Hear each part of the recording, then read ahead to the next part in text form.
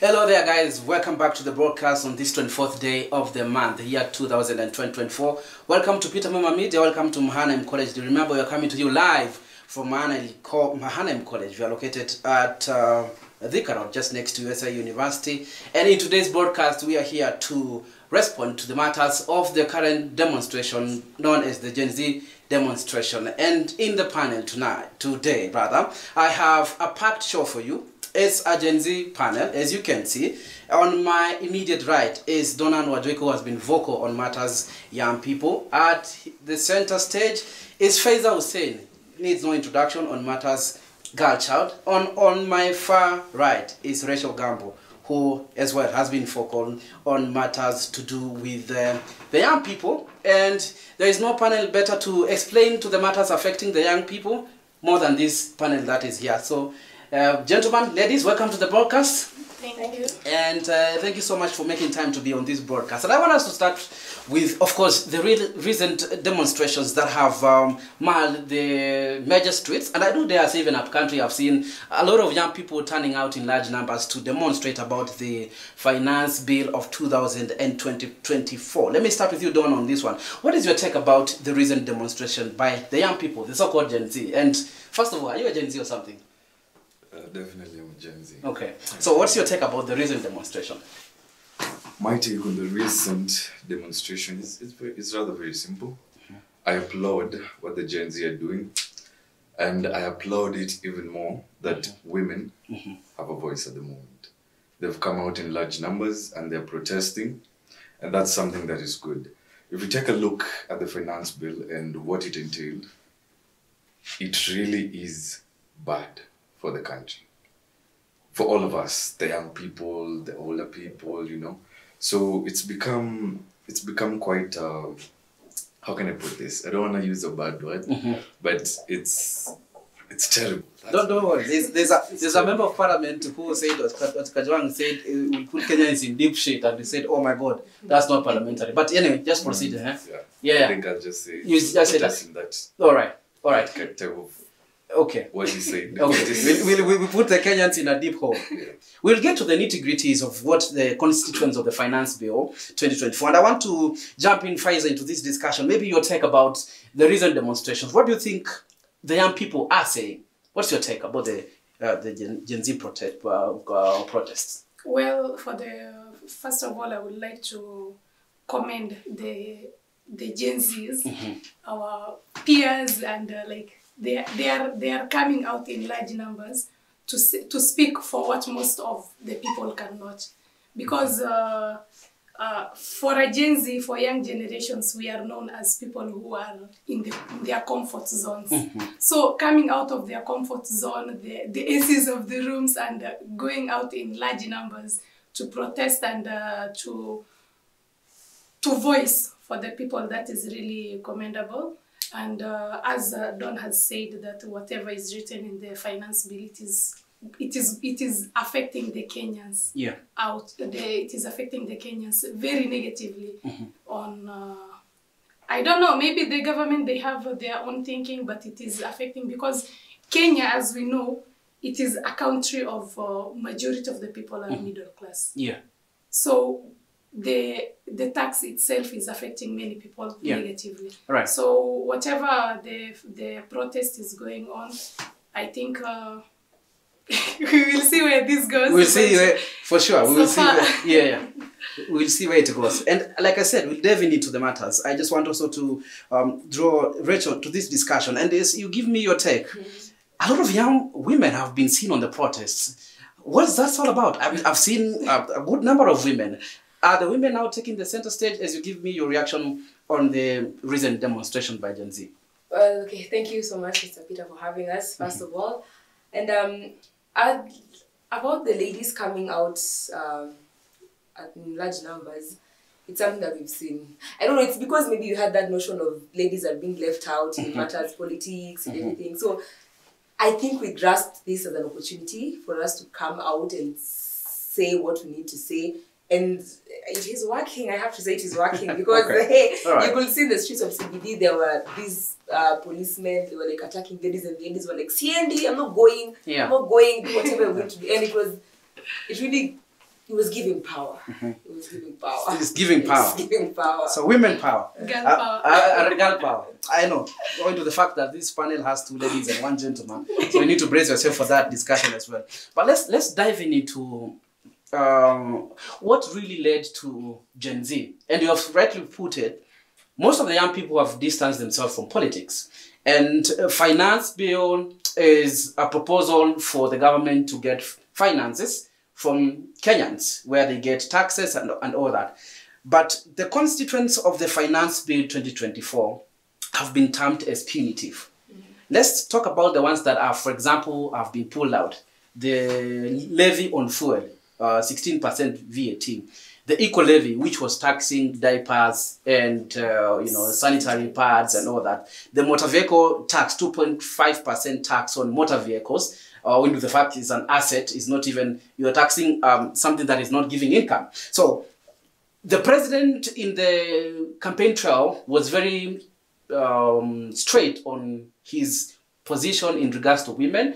And he actually said that he's going to, when he was launching the Women Charter, he will give free diapers, he will give free sanitary pads. And the opposite is actually taxing them.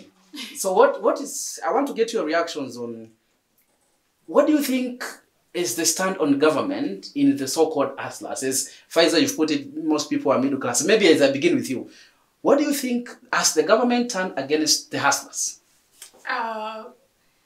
Coming from the recent views that we are seeing, I think the government, they are turning against the hustlers. Because, first of all, this is the first time we got a president who is not from a political family. Or, as you say, he's from a hustler background, as we all know.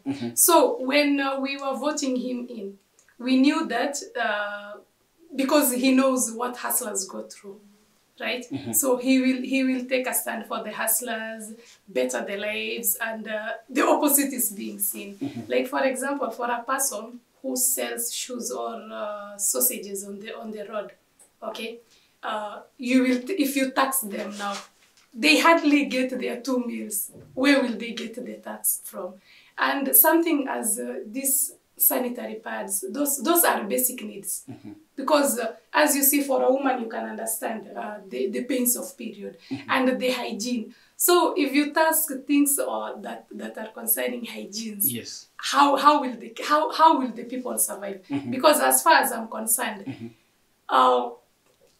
a country is made up of citizens. So if the citizens are not, they are not with you, you are torturing the citizens. How are you going to better the country? Okay, Rachel. So has the president changed? Because he was very vocal, actually, on supporting the women, owing to the fact that when the presidential the deputy presidential candidate was announced, it was Rigathi Gachagua. On the other side was the Honorable Martha Karua. And Martha was like, now I'll be fronting the women. But Ruto was big on the support he has for women, despite of the fact that he didn't have a presidential running mate who is a woman, but he launched a charter for women. And he said a lot of things for women. But now it seems that it's the opposite. Has the president changed from where you sit? First of all, I'd like to begin with, if I'm not wrong, there's somewhere in the recent, the finance bill, yes, there's a place where it is seen that he's cancelled Linda Mama. Yeah, it's no longer there. So I'm wondering, does that mean that we will no longer have women in the society, or why? That's actually, that is leading us to a question of why did he put that down? And for matters of him changing, he didn't change because he's done nothing from the beginning. He's done nothing. So it's not a matter of changing, first of all. He did nothing.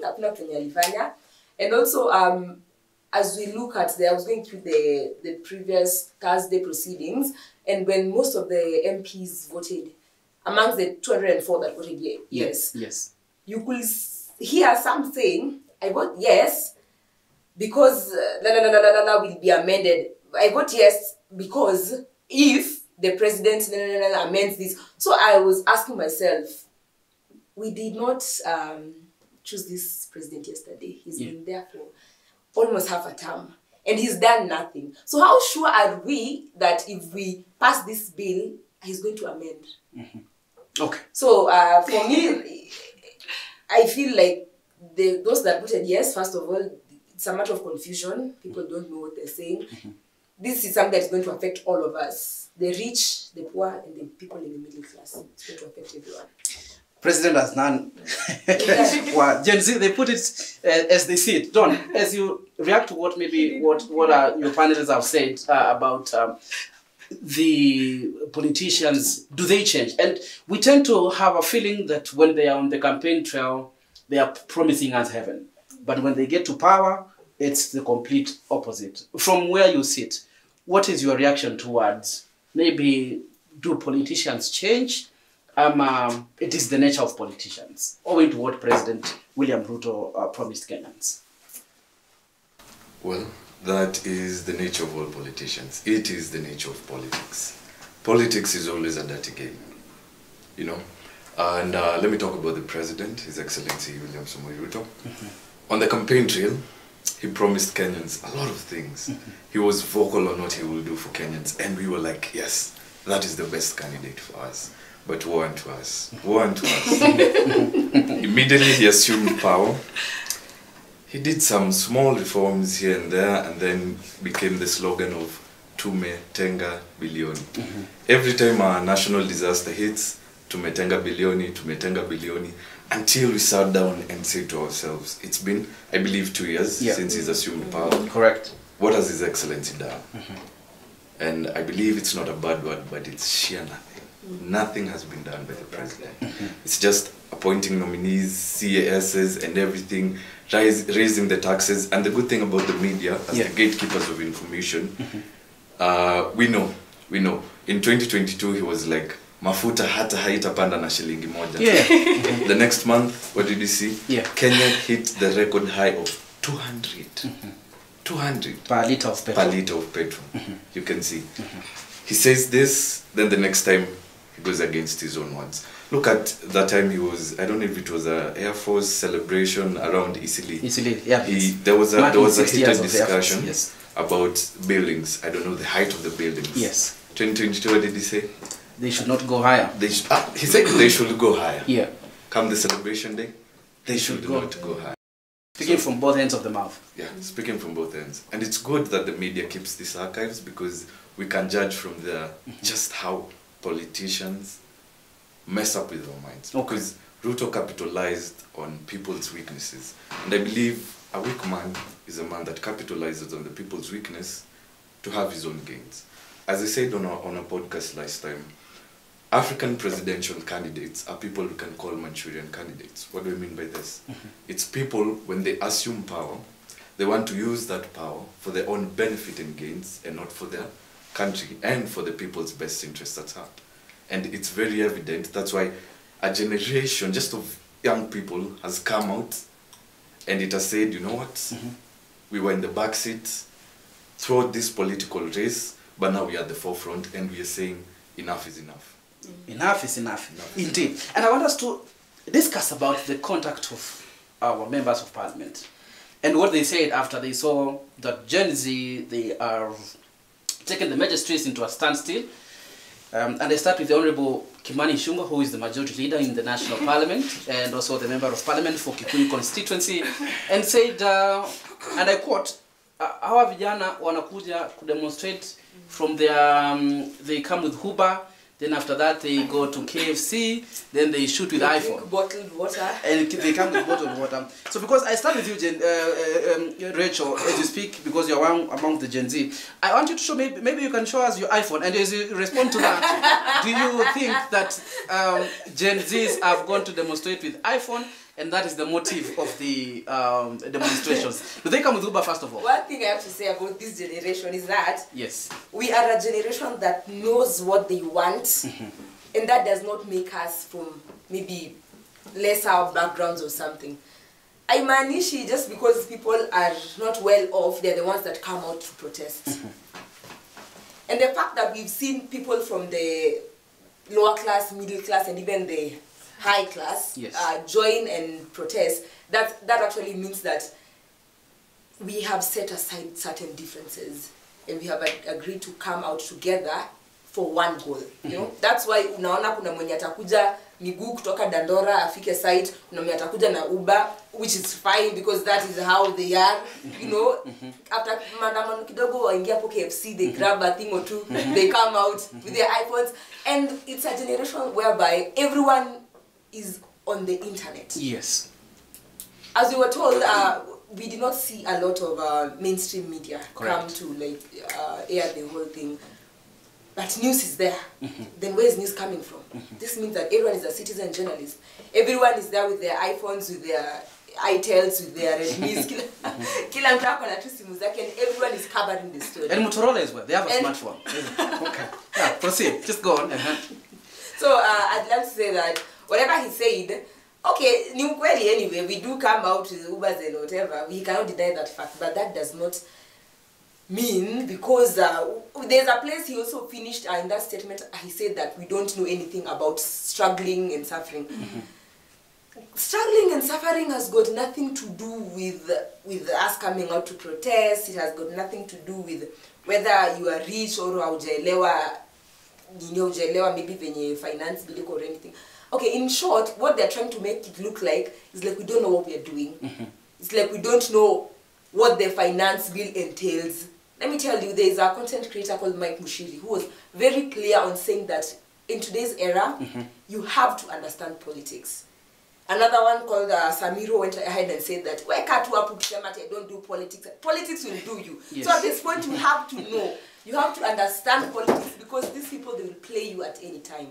So I think that Our Excellency and his government, one thing, they got a blow from this because they did not expect that Gen Zs of all people are the ones that will come out to be a threat to them. Because one, it's either they ignored, they had an ignorance of, our Jewy, ama hawataelewa anything, or they just saw us as foolish, as they say. Okay. And we will so deal with them. All right. Yeah. You will deal with them, indeed. Faiza, so the sentiments by some of the members of parliament, Honorable Kimani Ichung'wah, Oscar Sud, who said that they have discussed with the president and the Mambo Finance Bill, they will cater in the next financial year, they will include the affairs of the young people.